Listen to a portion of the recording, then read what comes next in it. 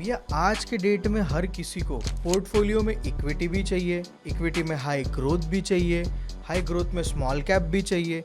और किसी दिन अगर आपको पता चल जाए आपके पोर्टफोलियो की एक ऐसी स्मॉल कैप कंपनी जो कभी थी ही नहीं और 40-50% से गिर गई और सारे आपके पोर्टफोलियो का रिटर्न खा गई, तो आप क्या करोगे?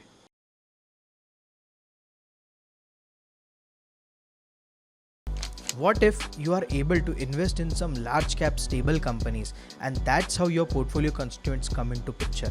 Large cap are the companies which are very stable, living their life throughout prolonged period into the market out of different business phases of cycles, and they have proven their stability and historic into the market. This is what exactly large cap mutual funds do. Today in this video we're going to break down everything regarding what these funds are, how these funds are, what exactly it is in it, what it is mean by active investing and what it is mean by large cap passive investing, what it means when it building your core portfolio, and what SEBI mandates when it comes to large cap mutual funds. Let me start with a simple possible definition. SEBI ये कहता है कि कोई भी mutual fund जिसमें आपको 80% तक large cap रखना मैंडेटरी होता है उसे हम एक लार्ज कैप म्यूचुअल फंड कह सकते हैं। म्यूचुअल फंड में 80% लार्ज कैप होना मैंडेटरी है। 20% फंड मैनेजर अपने अलोकेशन या अपने एक्सपर्टीज के हिसाब से कोई और एसेट क्लास या कोई और मार्केट कैप में अलोकेशन रख सकते हैं। अब सेबी की डेफिनेशन एक और कहती है कि जो भी market cap wise top 100 companies है इनटू लिस्टेड इनटू निफ्टी और सेंसेक्स और इनटू द मार्केट, उन्हें हम लार्ज कैप के लिए टैग देंगे। कोई भी मार्केट कैप का क्लासिफिकेशन नहीं होगा, पर्टिकुलर मार्केट कैप का नंबर नहीं होगा। इट इज़ जस्ट अगर मैं सारे कंपनीज को मार्केट कैप के अलोकेशन वाइज अगर रैंकिंग करना शुरू कर दूं तो जो टॉप 100 की कंपनीज होगी they would be considered as absolutely large cap companies. Think about some big names like Reliance, HDFC, ICICI, TCS और any of your household item like ITC, Tata or other things. These all have been constituents of Nifty 50 since very long. और ये यहाँ तक इसलिए पहुँचे क्योंकि इनका एक लंबा ट्रैक रिकॉर्ड रहा है, प्रॉफिटेबिलिटी रही है, एक स्ट्रॉन्ग बैलेंस शीट रही है और कहीं ना कहीं इन्होंने मार्केट को ग्रो करने में या India as a growth story को इन्होंने हमेशा सपोर्ट किया है। So think large cap as absolutely a foundation of building. Maybe this is not a static floor or maybe not a flashy thing to earn in market because usually the large cap and stable companies won't get doubled over the period of time or doubled overnight, but they won't even collapse either, providing stability to your portfolio. So having large cap fund as constituent of your portfolio is very compulsory, and ultimately if you think you're managing your portfolio well, then I guess this should be your portfolio constituent. Also stay till end in the video. We would be considering how we can pick the right mutual fund, what is in there as in active large cap mutual fund and passive large cap mutual funds. A small note before getting ahead of the video. We are AMFI registered mutual fund distributor, and if you are someone who wants to take care of their portfolio, you need execution services or you wanted to review your portfolio unbiasedly, you can get in touch with us on the contact details given below in the description, or you can visit our website www.tcapitalwealth.com. Now let's understand कि large cap fund जो है ये काम कैसे करता है। देखो अभी दो टाइप के लार्ज कैप फंड होते हैं, एक होता है actively manage large cap fund, दूसरा होता है passively manage large cap fund. Actively manage large cap fund का मतलब ये होता है कि भैया फंड मैनेजर जो है ना वो चुन के लार्ज कैप की कंपनियां सिलेक्ट करेंगे अपने एक्सपर्टीज़ के हिसाब से, अपने इन्वेस्टमेंट फिलॉसफी के हिसाब से, और वो कोशिश करेंगे कि कहीं जाके वो अपने बेंचमार्क को बीट कर सके और कहीं ना कहीं जाके जो है वो आपको अल्फा जनरेट करके दे सके या बेंचमार्क से ज़्यादा रिटर्न आपको निकाल के दे सके, even by investing in selected fully large cap companies.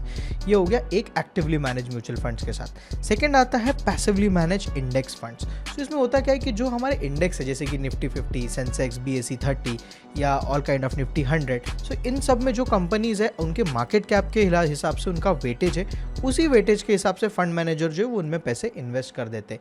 बिल्कुल भी किसी तरह का दिमाग नहीं लगाते। जब इंडेक्स रिबैलेंस होगा, जब इंडेक्स में कोई कंस्टिट्यूएंट चेंज होगा, तभी आपके पोर्टफोलियो में यानी कि पैसिव इंडेक्स फंड में भी वो स्टॉक चेंज होगा। उसके अलावा उसमें कोई भी मैंडेटेड या एक्टिवली चेंजेस नहीं किए जाएंगे। अक्सर देखा गया है कि एक्टिवली मैनेज म्यूचुअल फंड में जो एक्सपेंस रेशियो है वो काफ़ी हायर साइड पे होता है। वही अगर मैं पैसिवली मैनेज इंडेक्स फंड्स की बात करूँ तो इसमें ज़्यादा एक्टिवली मैनेज ना होने के कारण इनका एक्सपेंस रेशियो काफ़ी कम देखा गया है। और अगर मैं रिटर्न्स की बात करूँ तो भैया बहुत सारे ऐसे एक्टिवली मैनेज रिटर्न फंड्स हैं जिन्होंने अपने बेंचमार्क को भी बीट नहीं किया है।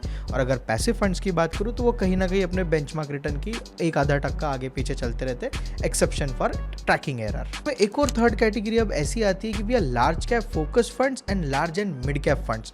सो ideally large cap focus funds में ऐसा होता है कि out of all 100 top companies, fund manager try to pick specifically 20 to 30 companies only out of large cap sector only, and they try to outperform the market by concentrating the portfolio only to the fewer number of stocks. So ऐसे case में भी कुछ strategies बहुत अच्छी perform कर दी गई है, but हाँ, जब भी मार्केट फॉल आता है इसमें रिस्क थोड़ा ज़्यादा हो जाता है, क्योंकि ये हमेशा बेंचमार्क को ओवर रिएक्ट करता है, चाहे ऊपर जाने में हो या नीचे जाने में हो। सेकेंड थिंग है large cap and mid cap combination of fund. So SEBI कहता है कि भैया 80% तो आपको लार्ज कैप फंड होना ज़रूरी है, और मैं बता दूं ये दोनों भी एक्टिवली मैनेज फंड होता है। सो सेबी ये कहता है कि जो भी large and mid cap fund है उसमें 80% तक आपको जो है वो लार्ज कैप फंड रखना मैंडेटरी है, और जो बचा हुआ अलोकेशन है वो आप मिड कैप में रख सकते हो। तो फंड मैनेजर कभी कभी ये भी ट्राई करते हैं कि to prevent stability and kind of core portfolio to the large cap fund, और जहाँ उन्हें एक अल्फा जनरेट करने की बारी आती है, एक सैटेलाइट पोर्टफोलियो की बारी आती है, तो वो उसे मिड कैप फंड के थ्रू, यानी कि having some mid cap exposure से वो उसे टेक केयर करते हैं, और इस स्ट्रैटेजी से भी आपको एक अच्छा रिटर्न देखने को मिल सकता है। एक नंबर्स इलिस्ट्रेशन की अगर मैं बात करूँ तो यूजुअली देखा गया है कि अगर आप लार्ज कैप एक्टिव फंड में इन्वेस्ट कर रहे हो तो कहीं ना कहीं पिछले 10 साल का जो पास्ट परफॉर्मेंस रहा है वो रहा है कहीं ना कहीं 10 से 11%। वही अगर आप किसी भी लार्ज कैप इंडेक्स यानी कि लार्ज कैप पैसिव फंड में इन्वेस्ट करते हो तो रिटर्न देखा गया है 11 से 13% पिछले 10 साल में। और वही अगर मैं लार्ज मिड कैप या मिड कैप या actively manage large and mid cap fund की बात करूं तो रिटर्न कहीं ना कहीं 13 से 15% के बीच में देखा गया है। बट इसमें एक चीज़ है, इन सब की वोलेटिलिटी जो है ना वो काफ़ी कम होती है। सो यूजुअली अगर मैं हिस्टोरिक देखूँ 2008 का बबल देख लो आप, यूसी 2020 का कोविड क्रैश, यूजुअली देखा गया है कि लार्ज कैप का जो करेक्शन है वो बहुत कम रहा है। यूजुअली मिड कैप और स्मॉल कैप की तरह इसमें बहुत बड़े वोलेटिलिटी या बहुत बड़े ऊपर नीचे वाली जो मूव्स है वो नहीं आते। ये काफ़ी स्टेबल चलता है। अगर ये नीचे भी जा रहा है तो बहुत स्लोली स्टेडीली जाएगा, अगर ये ऊपर भी जा रहा है तो काफ़ी स्मूथली स्लोली स्टेडीली और छोटे छोटे कदम कराते हुए चलेगा। If you ask me about the pros of this fund तो मैं ये बोलूँगा कि if you are someone who wants to do SIP as in terms of your core portfolio, तो एक passive large cap index fund आपके लिए बहुत सही चॉइस हो सकता है, क्योंकि आपको हर समय पे SIP के थ्रू कॉस्ट एवरेजिंग का बेनिफिट तो मिलता ही है, पर कोर पोर्टफोलियो में स्टेबिलिटी यानी कि लेस रिस्क या लो रिस्क होना जरूरी है।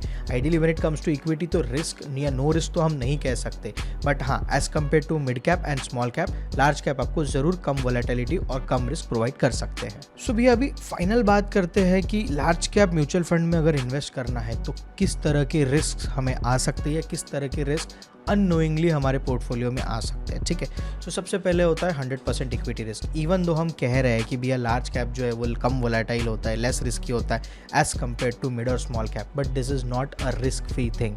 अगर मैं इसे बॉन्ड से या FD से या किसी अदर एसेट क्लास से कंपेयर करूँ, it is still even a risky product. ठीक है, सो आइडियली जब भी आप सिर्फ लार्ज कैप फंड में इन्वेस्ट करते हो तो आपका जो एक्सपोजर है वो 100% इक्विटी में चले जाता है। इसलिए we can call it as low risky या less risky, but not as compare to other asset class. We can call it less risky as compare to mid cap and small cap only. So जो equity risk है वो आपके portfolio में हमेशा रहेगा। Concentration in fewer sectors, तो भैया बात ऐसी है कि जब मैं पैसिव इंडेक्स फंड की बात करता हूँ तो क्या होता है ना कि मैंने तो सीधा बोल दिया कि भैया मार्केट कैप वाइज टॉप 100 कंपनियां।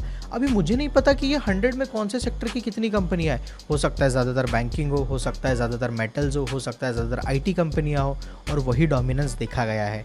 अगर मैं बात करूँ न्यू एज इंडस्ट्रीज़ की या न्यू कंपनीज़ की या न्यू यंग बिजनेसेस की, तो वो आपको इसमें नहीं मिलेंगे, चाहे इवन दो उनका मार्केट कैप ज़्यादा हो, क्योंकि उनका सेक्टर अलोकेशन जो है वो काफ़ी कम है।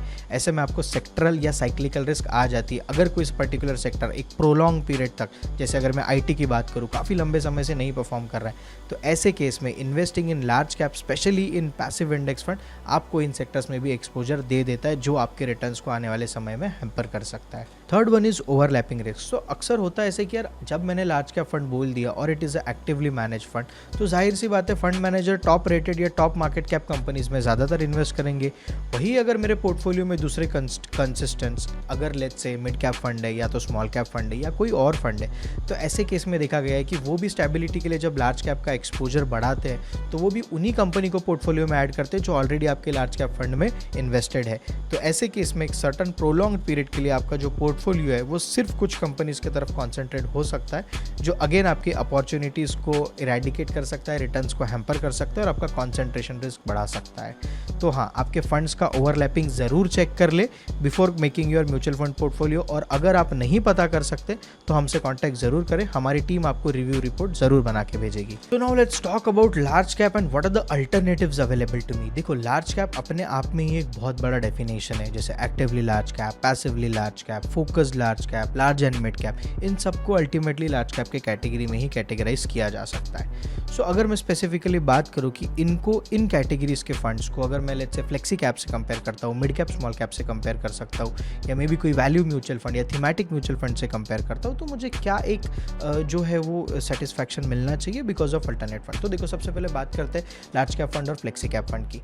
तो चीज़ ऐसी है ना कि भैया, जब लार्ज कैप फंड का मैंडेट होता है कि आपको लार्ज कैप कंपनीज में ही इन्वेस्ट करना है, तो ये आपको स्टेबिलिटी तो प्रोवाइड करती है आपका रिस्क रिड्यूस करते हुए, पर जब मार्केट में एक बुल रन आता है जहां आपको स्मॉल कैप और मिड कैप एक अच्छा रिटर्न दे सकते हैं, वहाँ ये इतना ज़्यादा रिटर्न नहीं देते हैं, क्योंकि ये स्टेबल होते हैं, इनमें कम रिस्क और कम रिवार्ड होता है। तो कहीं ना कहीं अगर आप फ्लेक्सी कैप फंड को कंसिडर कर रहे हैं तो हो सकता है कि आपको एक बुल रन के ड्यूरेशन में रिटर्न ज़्यादा मिले, बट यहाँ पे भी प्रोज ये है कि जब मार्केट बियर टर्न में होता है तो ये जो फंड है ये कम से कम गिरता है। So rather than having solely a large cap fund in portfolio, it make sense कि आप कुछ अलोकेशन लार्ज कैप में रख सकते हैं, कुछ अलोकेशन फ्लेक्सी कैप में रख सकते हैं और कुछ अलोकेशन किसी और फंड में भी रख सकते हैं। अगर मैं इसी के साथ बात करूँ categories of large cap fund में ही, तो मुझे पर्सनली ऐसा लगता है भाई, इफ़ यू आर समवन जिनको इतना एक्टिव इन्वेस्टमेंट्स का नॉलेज नहीं है, तो एक पैसिव इंडेक्स फंड आपके लिए अच्छा चॉइस हो सकता है। अब जानते हैं कि भैया लार्ज कैप फंड किन लोगों के लिए एक सही चॉइस हो सकता है। देखो, if let's say you are, no matter what is your age, no matter what is your risk, but if you are someone newbie into the market, जिसे मार्केट की ही इतनी समझ नहीं है, you are a very beginner, we are very newbie, तो ऐसे लोगों के लिए इनिशियली एक अच्छा चॉइस हो सकता है शुरुआत के लिए, ताकि आपको मार्केट के नॉलेज का, मार्केट के साइकोलॉजी का, अप्स एंड डाउन्स का, वोलेटिलिटी का एक अच्छा हैंग देगा। उसी के साथ अगर suppose you are at the age जहाँ आप ज़्यादा रिस्क नहीं ले सकती, और maybe you crossing 40-45 of your age, तो ऐसे लोगों के लिए एक रिकमेंडेशन अच्छा हो सकता है कि आप लार्ज कैप में अपनी स्टेबिलिटी के लिए के थ्रू इक्विटी एक्सपोजर आप कंसिडर कर सकते हैं। अगर let's say you are someone who is managing your portfolio in both way, आपका कोर पोर्टफोलियो कंस्टिट्यूएंट अलग है, सैटेलाइट पोर्टफोलियो कंस्टिट्यूएंट अलग है। कोर पोर्टफोलियो में एक अच्छा कंस्टिट्यूएंट हो सकता है, क्योंकि कोर पोर्टफोलियो में आपके पोर्टफोलियो को स्टेबिलिटी देना बहुत ज़रूरी होता है। तो कुछ अलोकेशन कोर पोर्टफोलियो में आप एक अपने लार्ज कैप म्यूचुअल फंड में ज़रूर रख सकते हैं। Hello everyone, this is just a small interruption to you in your video. Let me tell you, we are AMFI registered mutual fund distributors, and if you are someone who is looking for your mutual fund services, you can get in touch with us on the number below mentioned in the description. Also, not only with the mutual funds, but if you wanted to know about your equity things, you wanted to do your portfolio review, you wanted to do your financial planning, anything, any help you required regarding us, it's absolutely for free. You can get in touch us with once just to know how you are up to and where you are up to. Okay guys, now the best part of the video, जिसके लिए हर कोई wait करता रहता है, काफ़ी लोग यहाँ पे स्किप करके भी आ गए होंगे, but let me give me a disclaimer कि यहाँ पे हम जो भी डेटा डिस्कस करें, this is all based on the past performance and some metrics on the numbers of the portfolio. As per the disclaimers, past returns are not guarantee of future returns, so please kindly do your research very carefully and do consult your financial advisor when it comes to choosing a fund or any services that you require. ठीक है. सो यहाँ पे जो मेरे पास एक dashboard available है, यहाँ पे मैंने सारे के सारे एक्टिव फंड फिलहाल लेके रखे हैं. अगर मैं ICICI की बात करूँ तो this is ICICI prudential large cap fund, HDFC large cap fund, quant large cap fund and DSP large cap fund.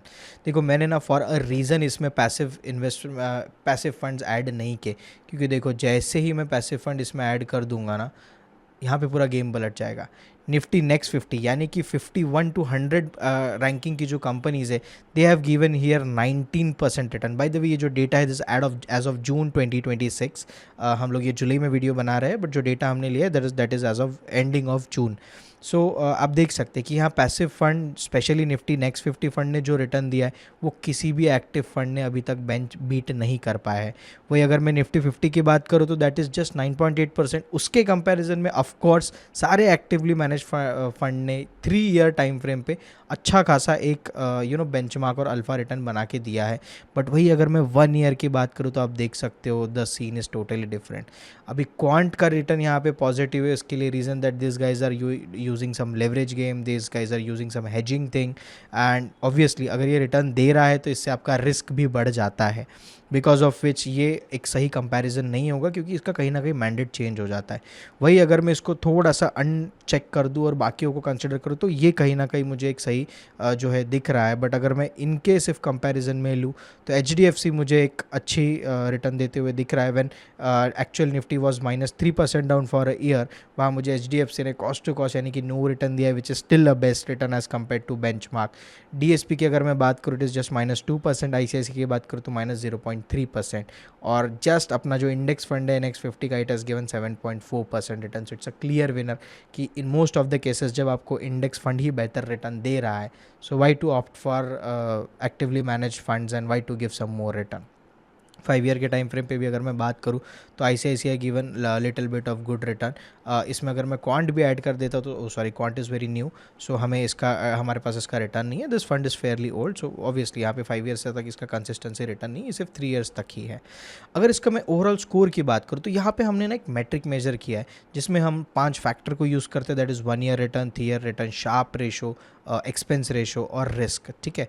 सो अगर मैं एक स्कोरिंग टर्म्स की बात करूँ तो यहाँ पे देखो इंडेक्स फंड जो है UTI का Nifty next 50 it is at the highest score, that is 7.7. देखो गाइस, इंडेक्स फंड में किसी तरह का कोई लिवरेज गेम, किसी तरह का कोई हेजिंग वगैरह नहीं होता है. It is pure simple normal fund.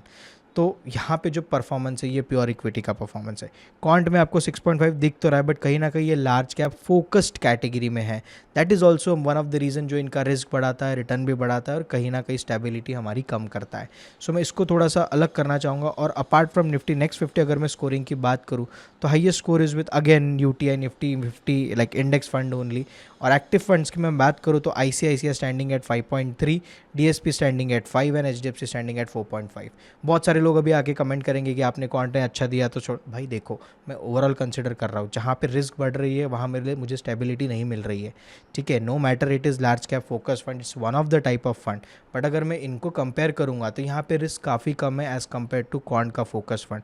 तो कंपैरिजन एक एप्पल टू एप्पल कंपैरिजन होना चाहिए. मैं एप्पल को बनाना से कंपेयर नहीं कर सकता. So even though the category is same, the investment philosophy is different, because of which मैं इसको फिलहाल के लिए कंसिडर नहीं कर रहा हूँ. But yes, if you are someone जिसको रिस्क पसंद है इवन इन लार्ज कैप, तो आप क्वांट को जरूर कंसिडर कर सकते हो for comparison purpose, not a investment advice. अभी आ जाते हैं इसके मेट्रिक्स पे. जैसे कि मैंने बोला था कि यार इसका रिस्क बहुत ज़्यादा है. देखो, ये सर्कल्स के थ्रू हम रिस्क बताने की कोशिश करते हैं. इसका जो रिस्क है वो काफ़ी ज़्यादा है एज़ कम्पेयर टू आप अदर 3 फंड्स देखोगे. इनका रिस्क जो है वो फेयरली कॉमन है. निफ्टी इंडेक्स निफ्टी 50 की बात करूँ तो उसका रिस्क काफ़ी कम है एंड बिकॉज ऑफ दैट इनका रिटर्न भी थोड़ा सा कम ही देखा गया है. अगर मैं इसके शार्प रेशो की बात करूँ तो highest is sitting at quant, that is 1.05, and the lowest is somewhere I'm getting of 0.68, that is for Nifty Next 50 only. So that is it. So no, sorry, not Nifty Next 50, it's Nifty 50 index fund only. So this is the kind of comparison. So मैं तो भैया यही बोलूँगा, मेरे हिसाब से यहाँ पे क्लियर विनर है निफ्टी नेक्स्ट 50 का index fund. So if you are someone who is interested in large cap index fund, तो जो हमने जैसे डिस्कस किया है वीडियो में कि यार इन पैसिव फंड और active fund is the major question, not any AMC, क्योंकि रिटर्न्स तो मोर और लेस सबके सेम ही रहते हैं. लार्ज कैप में कोई बहुत बड़ा केस होता नहीं है या कुछ एक फंड मैनेजमेंट का चीज़ होता नहीं है as in terms of active management. But yes, if you wanted to go for some actively passively managed index funds, then there are certain options which you might consider against actively managed. So this was the video till today. If someone who you wants to know exactly about mutual fund, if you are someone who wants to get started with your SIP or mutual fund journey, do get in touch with us on the number mentioned in the description box, or you can visit our website and again connect back to us through that. Thank you so much. This was for the today. See you in the next video. So to the conclusion point, if you are someone who is trying to consider large cap mutual fund as their portfolio constituents, तो मैं बता दूं कि भैया ये कोई बहुत flashy space नहीं है. ये सिर्फ एक मार्केट का कॉर्नर है जो स्टेबिलिटी प्रोवाइड करता है, सिंपल चलता है, and yes trust me, simple thing works best in the market. So if you are someone who is not looking for very fancy product और not kind of exotic product, then large cap could be probably a good choice for you. Or again, one more thing, large cap में कौन सी company का mutual fund मैं bye करूँ या कहाँ का performance अच्छा है, ये सोचने से बेहतर है आप इस बारे में सोचो कि क्या मैं actively manage large cap fund में इन्वेस्ट करूँ या क्या मैं पैसिवली मैनेज म्यूचुअल फंड में इन्वेस्ट करूँ। इस पे थॉट देना थोड़ा ज़्यादा बनता है रैदर देन मैं कौन से AMC का म्यूचुअल फंड सिलेक्ट करूँ। AMC इट डजेंट मैटर, क्योंकि लार्ज कैप में 19-20 का फर्क होता है, बहुत ज़्यादा रिटर्न्स को लेके चेंजेस नहीं होते, apart from if you are comparing it focus fund to the normal large cap और index fund. So I would recommend ki have a thought over whether you wanted to invest in large cap active mutual funds or passive mutual funds, and depending in that make your choices. Thank you so much guys for today, and if you are someone who liked this video, do hit that subscribe button, and yes, don't forget to get in touch if you are looking for your mutual fund services, you are planning for your mutual funds, getting started with your SIP, want to do a portfolio review, or want to get your financial planning done absolutely for free. Thank you so much. See you in the next video.